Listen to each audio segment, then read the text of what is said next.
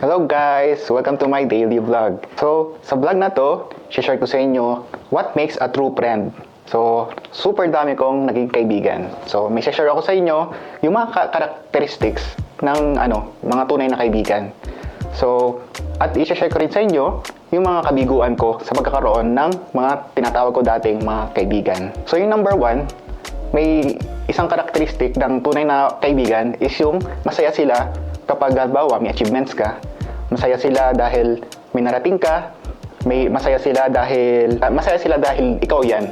Kahit bulok ka, kahit pangit tayo, kahit kung ano man ang kasamaan na ugali natin, at once na tayo ay nananalo sa buhay, is nandyan sila para i-cheer up ka.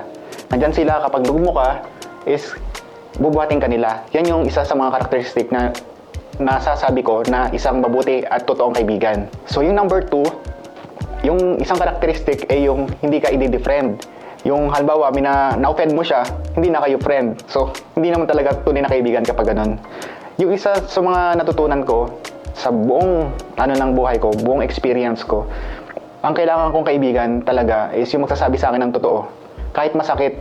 Kasi ako yung kaibigan na kahit sabihin mo na ako yung pinakamasamang tao, hindi kita iiwan kasi nagsabi ka ng totoo sa akin na may masama sa ugali ko o may masama akong ginagawa. Mas gusto ko yung ganon na sinasabi sa akin na masama yung ginagawa ko kasi hindi ko nakikita yung sarili ko. Kaya bilang isang kaibigan, sinasabi niya yun sa akin na ganito yung may resulta yung ginagawa mo. Kasi hindi naman ako masamang tao. Ba't ko ipagpapatuloy yung hindi ko napapansin sa akin? Yun yung isang karakteristik na isang tunay na kaibigan. Maraming kaibigan na dumaan, ngunit lahat sila ay sa huli hindi ko na naging kaibigan.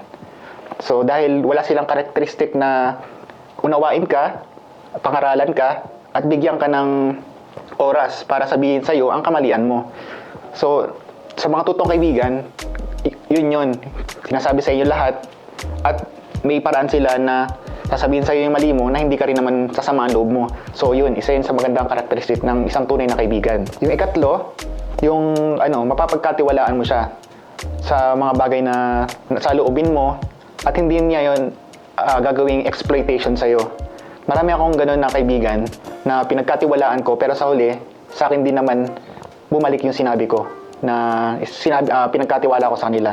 Kagaya na lang ng meron akong kaibigan na tinuturing dati kung saan shinare niya sa akin na may masamang sinabi yung ibang tao sa kanya. So bilang isang kaibigan, dinepensahan ko siya hanggang lumusob ako na gusto kong iparamdam dun sa nagsabi sa kanya na hindi ka gagaling sa ginagawa mo. Nilusob ko yung tao. Pero nung huli, iniwan din naman pala ako nitong taong ito. At sumama siya dun sa nagsabi sa kanya. So ako na yung lumabas na masama. So isa yun sa pinaka worst na experience ko na kapag masyado kang nagtanggol na halos masira ka, is talagang mahirapan ka ng makakuha ng tiwala sa ganung bagay. So marami akong pinagtanggol na kaya kong makipagsapalaran, kaya kong dumubog sa hukay bilang isang kaibigan.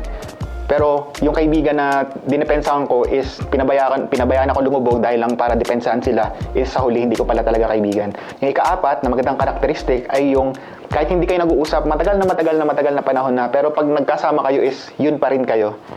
So marami na rin akong naging kaibigan na ganun since 2000. Kahit bata pa lang ako, yung kababata ko, yung kaklase ko, si paring Alvin, nung elementary pa, ang tagal namin hindi nag-usap, siguro mga almost 2 decades. Pero pag nagkausap kami, parang kami yung magkalaro pa rin nung elementary. Yun. Tapos, katulad ni Phil, ang tagal na namin magkakilala, kahit nakita na ni Phil yung mga downfalls ko, yung mga mistakes ko, kung paano ako lumaban, paano ako nag-rise up uli. So, yung kahit hindi kami nag-uusap ng araw-araw, pero pag once nagkausap kami sa mga problema, is nandyan lagi si Phil, nandyan yung mga closer friends ko, is yun yung isang karakteristik na tunay na kaibigan. No pretension, walang sugar coating. Yan yung mga isang karakteristik na hanapin nyo sa isang tao para masabi nyo ng tunay na kaibigan. At ito yung pinakalas na karakteristik ng isang tunay na kaibigan, yung dedepensahan ka. Pero para sa akin, ayoko nung dinedepensahan ako. At yun ang natutunan ko kasi alam kong may mali ako, marami ako naging mali. Pero ayokong bilang isang mabuting kaibigan, ayoko nung ipinagtatanggol ako. Pero maraming salamat doon sa mga nagtatanggol sa akin. Yung sa mga nagdedepensa sa akin, kung ano, kung nakita nila ako na isa akong inosenteng tao at isa akong mabuting tao, maraming salamat sa inyo. At na-appreciate ko yun na ginagawa niyo yun. Pero para sa akin, hinahayaan ko na lang ang Diyos ang magpatunay. Hinahayaan ko ang oras at panahon na magpatunay kung gaano ako kabuting tao sa inyo, mga tunay kong kaibigan. So, bilang isang kaibigan, ayoko rin na napapasabit kayo sa kung ano man ginagawa ko. Ako kasi, pag sobra akong mabuting kaibigan sa isang tao, talagang ipinagtatanggol ko. Pero hindi na ako ganun katulad ng dati. Kasi dahil may pamilya na ako, may mga anak ako, siguro may hangganan na yung pagdepensa ko rin sa ibang tao. Siguro, kailangan din ng tao makamit yung kamalian nila, may lessons dun sa oras na bubunuin nila na sila na panahon at Diyos na rin ang bahala dun. Yun ang natutunan ko bilang ako rin nahirapan ako sa karakteristik na yun na lagi kong dinedepensa ng aking mga kaibigan.